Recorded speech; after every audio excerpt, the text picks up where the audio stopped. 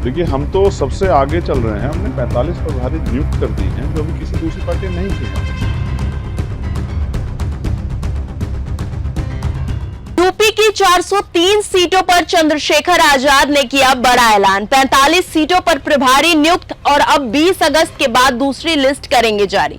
क्या 2027 में योगी और अखिलेश के सामने चंद्रशेखर आजाद नई सियासी चुनौती बनने जा रहे हैं? आइए जानते हैं कि पूरा मामला क्या है। नमस्कार, आप देख रहे हैं न्यूज गंगा, मैं हूं आपके साथ अंकिता।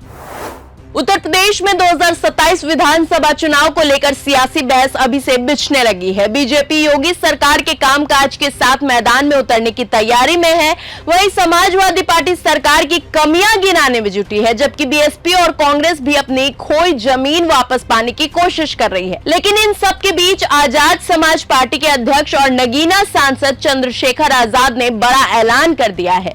चंद्रशेखर आजाद ने दावा किया है कि उनकी पार्टी 2027 में यूपी की सभी 403 विधानसभा सीटों पर चुनाव लड़ेगी।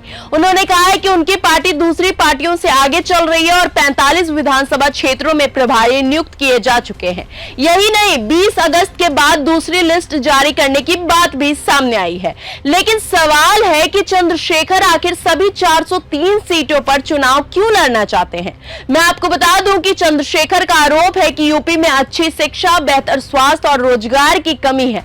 उन्होंने अनुदेशकों के मुद्दों का जिक्र करते हुए सरकार पर उनके अधिकार नहीं देने का आरोप लगाया है। इसके अलावा चंद्रशेखर ने योगी सरकार पर प्रचार और विज्ञापन पर 1000 करोड़ रुपए खर्च करने का आरोप लगाते हुए सवाल उठाया है कि अगर यही पैसा शिक्षा और स्वास्थ्य पर लगाया जाता तो कई बड़े संस्थाएं बनाए जा सकते थे। चंद्रशेखर ने मिड डे मील, कानून व्यवस्था, बुलडोजर कार्रवाई और एनकाउंटर को लेकर भी योगी सरकार पर निशाना साधा है और कहा है कि इन मुद्दों को लेकर जनता के बीच जाएंगे। यानी चंद्रशेखर आजाद सिर्फ चुनाव लड़ने का ऐलान नहीं कर रहे, बल्कि योगी सरकार के खिलाफ मुद्दों की पूरी जमीन तैयार करने की कोशिश कर रहे हैं। जमीनी तैयारी की बात करें तो आजाद समाज पार्टी ने 45 सीटों पर प्रभारी नियुक्त कर दिए हैं। देखिए, हम तो सबसे आगे चल रहे हैं। हमने 45 प्रभारी नियुक्त कर दी हैं, जो भी किसी दूसरी पार्टी ने नहीं किए हैं। और दूसरी लिस्ट हमारी जो है इसी महीने 20 तारीख के बाद जो है आ रही है हमारी लिस्ट, और हम उसको जारी करेंगे। हम कमर कस चुके हैं उत्तर प्रदेश की 403 विधानसभा को मजबूती से लड़ने की, और इसलिए लड़ना है क्योंकि यहाँ अच्छी शिक्षा नहीं मिल रही है, अच्छी चिकित्सा नहीं मिल रही है, रोजगार नहीं मिल रहे हैं। अब अभी अनुदेशकों का ही देख लो। अनुदेशकों का जो है सुप्रीम कोर्ट के ऑर्डर के बाद जो है उनका हक उनको नहीं मिल रहा है। मैंने उसके लिए आज लेटर लिखा है। ये गलत है। अनुदेशकों के साथ जो अत्याचार हो रहा है उसको हम लोग स्वीकार नहीं करेंगे। और आप देखिए, 6800 करोड़ रुपए 9 साल में आपने जो है प्रचार पे खत्म कर दिया, एडवर्टाइजमेंट पे खत्म कर दिया। ऐसे में तो जो है बहुत सारे मेडिकल कॉलेज बन जाते हैं, 8 जो है IIT IIM बन जाते, बहुत सारी जो है 3 बड़ी जो है वर्ल्ड क्लास यूनिवर्सिटियां बन जाती, और छोटे बड़े मिला के तो 18 जो है बड़ी यूनिवर्सिटियां बन जाती। पार्टी का दावा है कि बसपा की तर्ज पर ये प्रभारी ही आगे चलकर प्रत्याशी हो सकते हैं। वहीं लखनऊ में मंडल चेतना जन आंदोलन के दौरान चंद्रशेखर ने ओबीसी आरक्षण, SC ST और OBC को सरकारी ठेकों में आरक्षण, निजी क्षेत्र के नौकरियों में आरक्षण और विधानसभा लोकसभा में OBC आरक्षण जैसी मांगे भी उठाई हैं। लेकिन अब जरा 2022 का चुनावी आंकड़ा भी देख लीजिए। 2022 में आजाद समाज पार्टी ने 111 सीटों पर चुनाव लड़ा था।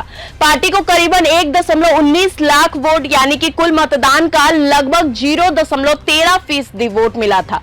पार्टी के सभी 111 उम्मीदवारों की जमानत जब्त हो गई थी। हालांकि इस बार हालात पहले जैसा नहीं है। चंद्रशेखर आजाद अब नगीना से सांसद है और संसद से लेकर सड़क तक लगातार सक्रिय नजर आते हैं। साथ ही यूपी की राजनीति में बीएसपी के कमजोर होने के बीच दलित वोट बैंक पर उनकी दावेदारी भी बढ़ा दी गई है। ऐसे में सबसे बड़ा सवाल यही है कि क्या 2027 में चंद्रशेखर आजाद की आजाद समाज पार्टी यूपी की सियासत में नया समीकरण बनाएगी, या फिर 403 सीटों पर चुनाव लड़ने का ऐलान सिर्फ राजनीतिक दबाव बनाने की रणनीति साबित होगा? आपकी इस पूरे खबर पर क्या राय है? आपके हिसाब से 2027 में यूपी की सत्ता पर किसका कब्जा होगा? कमेंट करके अपनी राय हमें जरूर बताएं। तब तक के लिए धन्यवाद। अगर आपको यह हमारा वीडियो पसंद आया हो तो इसे लाइक और शेयर करना बिल्कुल ना भूलें। साथ ही हमारे चैनल न्यूज गंगा को सब्सक्राइब और फॉलो जरूर करें ताकि देश और दुनिया की हर बड़ी खबर आप तक सबसे पहुंचे।